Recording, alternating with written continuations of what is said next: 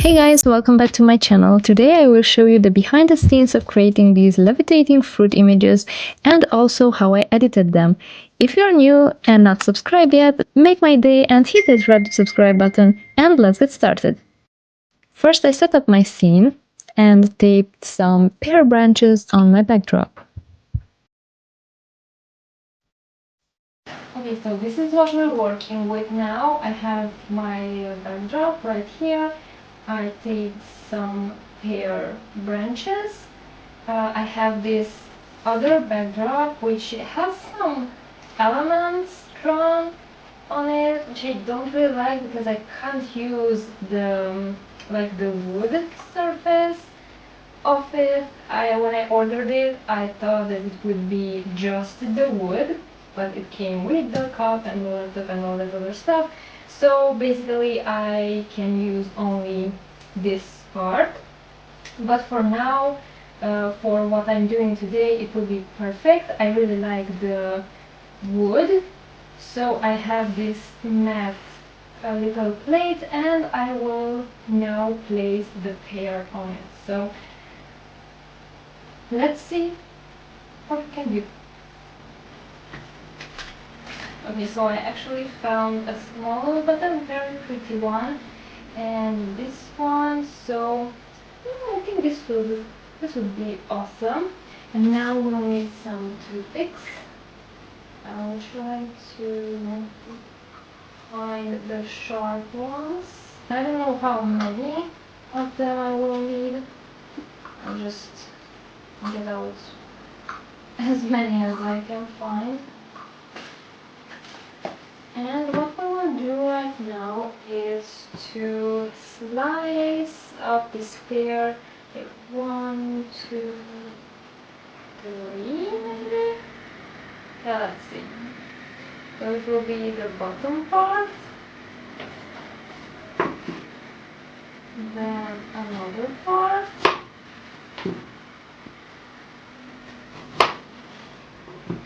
okay, and one more.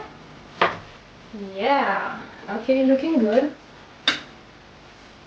Now what we're gonna do is to try to stick at least 2 of the toothpicks in them, and we'll play around.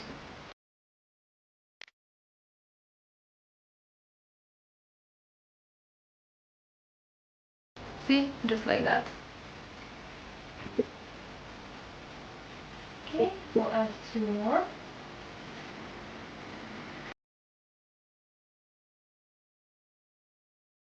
Looking very nice. I hope I can make it stay like this. It will be floating above this plate. So yeah, I think I will have to. Oh my gosh, no. Okay, so it won't look like that. I will have to take multiple pictures, that's for sure. Okay, so now I will hold the pear up and take a photo of it first, like this. And like see if I like the background and take a picture only with the background, making sure it's not really in focus because I will have then the pear here and I want the pear to be in focus and the background to be blurry. So I will choose the manual shooting mode and try to capture it blurry. And for this I will use my 100mm Canon lens because it's my best and sharpest lens and I really like it. So I will switch to that and I will get shooting. Also, this is the lens I use. I really like it. It's a macro lens, but I use it for most of my photos if I have space, because it's 100mm, so I need space to use this. But it's really nice. I really like it, and it is definitely my sharpest one. Well, I have to say that it was a bit challenging to capture it, but I think I got some pretty nice shots, and I can't wait to see how I can edit it. Okay, so I actually didn't like how the pictures turned out. I found them a bit dark on one side and too bright on the other side, so I set up my diffuser here, and it's just on a tripod. It's so cool. Such an easy way to set up a diffuser or reflector. You just need a clamp and your tripod. And it does make a difference because this part of the picture was too dark and that part was obviously too bright because it was direct sunlight. And even if it didn't reach my subject, the sunlight, it still created that really dark and bright pictures. So with the diffuser I'm very pleased. It's more even, but you can see that the light is coming from that way. So I really like how the pictures turned out. Now it's time to edit. And by the way, I will try it with this apple as well because it looks so cool and I can hold it and it won't fall.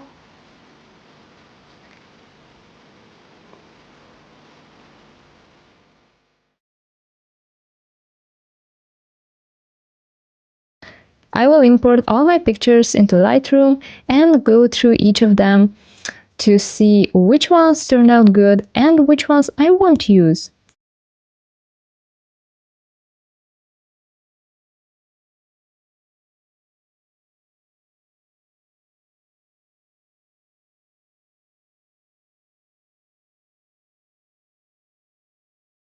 And I will only import the good ones I select. I selected the 7 best and I will start with the pair ones first, selecting these 3 and open them as layers in Photoshop.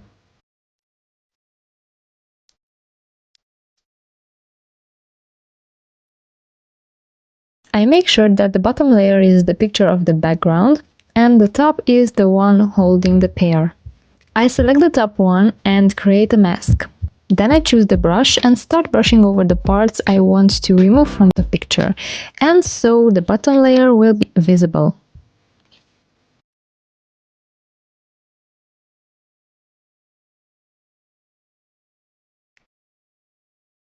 Choosing a smaller size on the brush, hitting the X key to invert the mask, I can brush back details I accidentally erased earlier.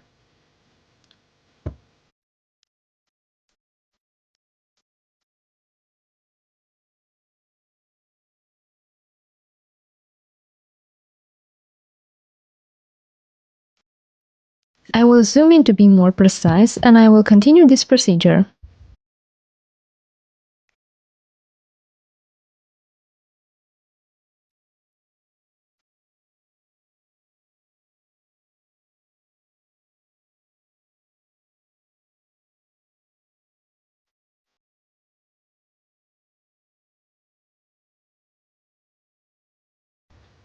Making sure I'm on the picture and not the mask, I will use the healing brush to get rid of the toothpicks that are visible on the pair.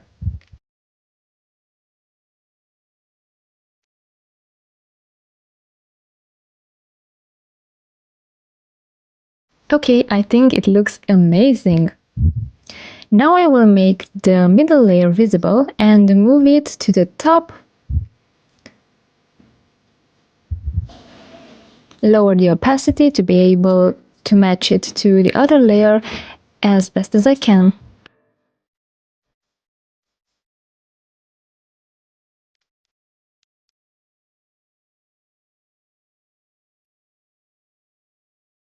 Now I will create a mask to this as well, zoom in, and again start brushing away all the details except for the honey drizzles.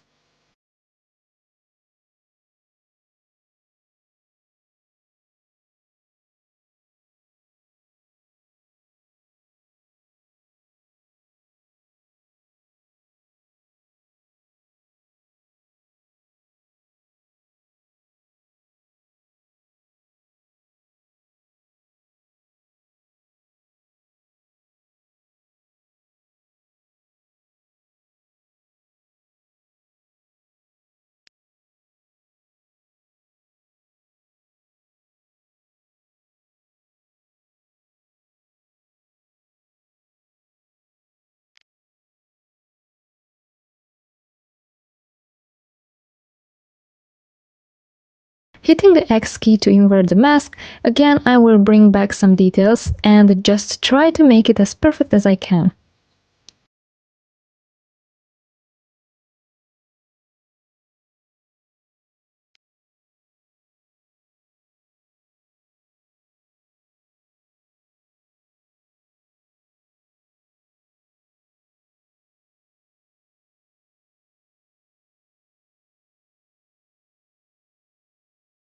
Now I will crop it 4 by 5 because I'll upload it to Instagram and also straighten it. And I'll select these white parts, right click, fill, content aware, and because it was tricky and at this last part it didn't do a great job, I found it best to just crop it. And then save it and go back to Lightroom where I will find it right there. Okay, hit develop and I will color correct it. First I'll start at the calibration, just see what looks good. Then at the tone section, I want to make it more contrasty and lower the blacks. Then at the curve and the color section, just see what looks best.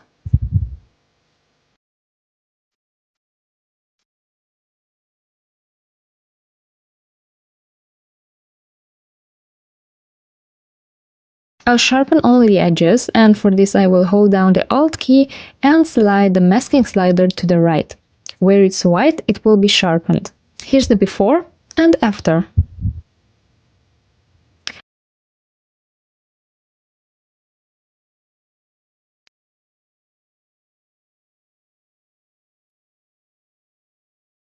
I used the texture and clarity brush to enhance the pear and the dripping honey.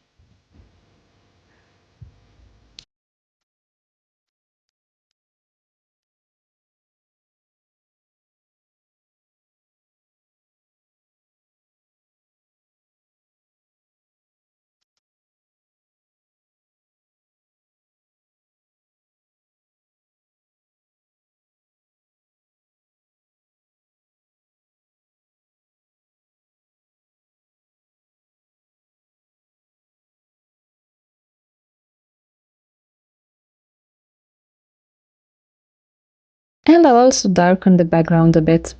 And I'm not sure how I like it better, with or without the darkening. I will go with the darker one, and I will cool it just a bit.